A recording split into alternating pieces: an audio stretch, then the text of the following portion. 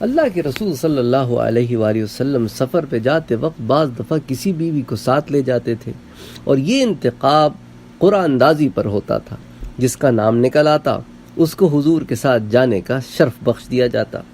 ام المومنین حضرت عائشہ رضی اللہ تعالی عنہ فرماتی ہیں کہ ایک دفعہ حضور کے ساتھ سفر پر گئیں، راستے میں آپ نے مجھ سے فرمایا عائشہ آؤ دوڑ لگائیں، دیکھتے ہیں کون آگے نکلتا ہے۔ ام المومنین فرماتی ہیں میں نے کہا ٹھیک ہے، جب ہم دونوں دوڑے تو میں اللہ کے رسول سے آگے نکل گئی۔ کچھ عرصے بعد ایک مرتبہ آپ اور میں پھر جا رہے تھے، تو پھر آپ صلی اللہ علیہ وآلہ وسلم نے مجھ سے کہا کہ عائشہ تم دوڑ لگاؤ گی؟ تو اس دفعہ پھر میں اور آپ جب دونوں دوڑے تو حضور آگے نکل گئے، تو آپ نے مسکراتے ہوئے فرمایا یہ عائشہ اب حساب برابر ہو گیا ہے، بتلا اتر گیا ہے، پہلی دفعہ جب دوڑ ہوئی تھی تو تم آگے نکل گئی تھی اور میں ہار گیا تھا، اس مرتبہ میں آگے نکل گیا تم ہار گئی۔